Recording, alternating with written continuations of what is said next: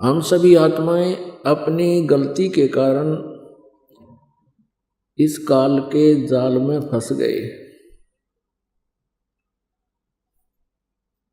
ये काल कौन है? हमारे यहाँ जन्मने और मरने के पीछे ये क्या कहानी है, क्या कारण है? आज हम चाहे कितने ही धनी हो, कितने ही हमारा परिवार संपन्न हो, एक पल में ना जाने क्या हो जावे। परिवार के परिवार मृत्यु को प्राप्त हो जाते हैं। अक्षेत्र के अक्षेत्र भूकंप या किसी अन्य प्राकृतिक आपदा के कारण विनाश को प्राप्त हो जाती है। लाखों मनुष्य मर जाते हैं, उनके बच्चे भी साथ ही मृत्यु को प्राप्त हो जाते हैं। और शेष बच्चे ये सोचते हैं कि हम कुशल हैं।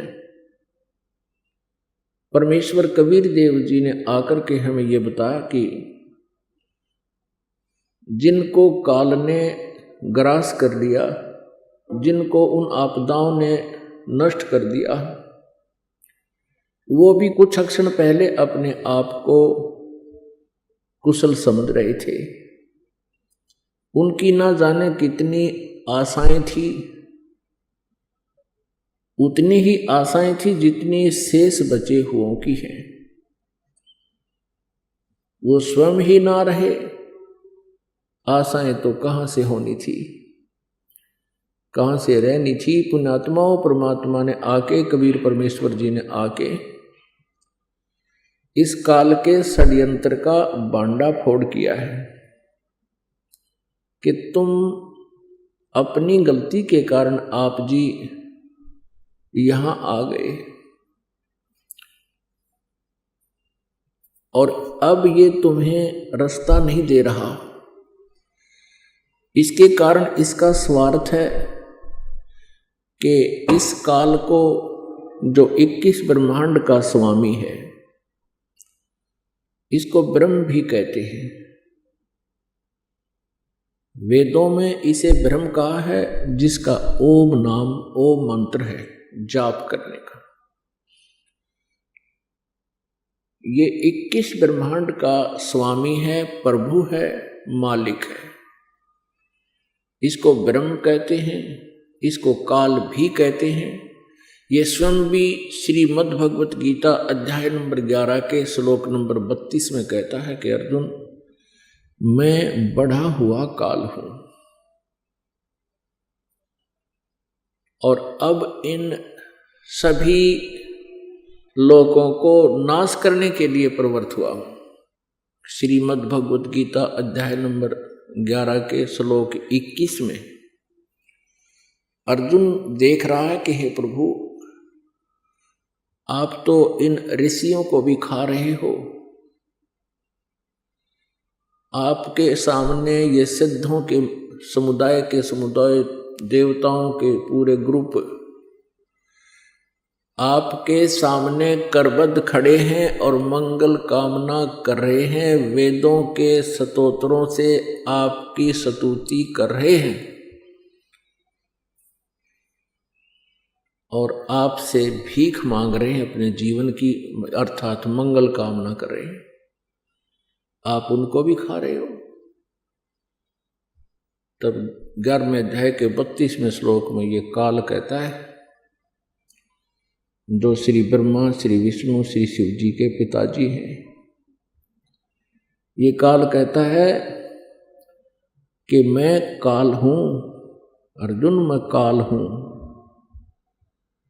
और इन सभी लोगों को, इन सभी सेनाओं को, इनका नाश करने के लिए अब मैं प्रवृत्त हुआ हूं। अर्जुन देख रहा है कि कुछ देवता, कुछ व्यक्ति आपकी जाड़ों में लटक रहे हैं, कुछ आपके मुंह में समा चुके हैं। ये काल कौन है? श्री कृष्ण काल नहीं थे। श्री कृष्ण जी ने पहले कभी अपने आप को काल नहीं कहा। श्री कृष्ण जी ने उस गीता के ज्ञान के उपरांत यानी महाभारत के युद्ध के उपरांत अपने आप को कभी काल नहीं कहा, क्योंकि ये काल नहीं थे, ये सतोगुण भगवान विष्णु अवतार थे। और विष्णु जी इतने शांति प्रिय सतोगुण युक्त हैं कि एक बार भृगु ऋषि जी ने भगवान विष्णु जी के सीने में लात मार दी थी। भगवान श्री विष्णु अर्थात श्री कृष्ण जी सतोगुण ने कहा था कि हे ऋषिवर, मेरा सीना वज्र जैसा सख्त है, आपके कोमल पैर को चोट तो नहीं आई। क्या वो महापुरुष जो इतना शांति प्रिय और इतना दयालु है, क्या वो काल हो सकता है? क्या वो अपने आप को काल कह सकता है? जिसको देखकर अर्जुन जैसे योद्धा भी कांप रहे हैं, तो वो श्री कृष्ण नहीं, श्री विष्णु नहीं, वो काल था जो श्रीमद् भगवत गीता जी का ज्ञान श्री कृष्ण जी में प्रवेश करके कह गया, बोल गया। मुख यानी ये शरीर समझो एक यंत्र है, जैसे टेप रिकॉर्डर होता है, और टेप रिकॉर्डर में जो भी जैसी भी कोई कैसेट डाल दी जाती है, फिर वो कैसेट बोलती है, उस कैसेट वाला ही मैटर बाहर बोल रहा है, वो टेप रिकॉर्डर। श्री कृष्ण जी के शरीर अर्थात टेप रिकॉर्डर में इस काल ब्रह्म ने, काल कहो चाहे ब्रह्म कहो, इसने स्वयं प्रवेश करके और अपनी कैसेट चला दी। उसने गीता जी का ज्ञान स्वयं बोला।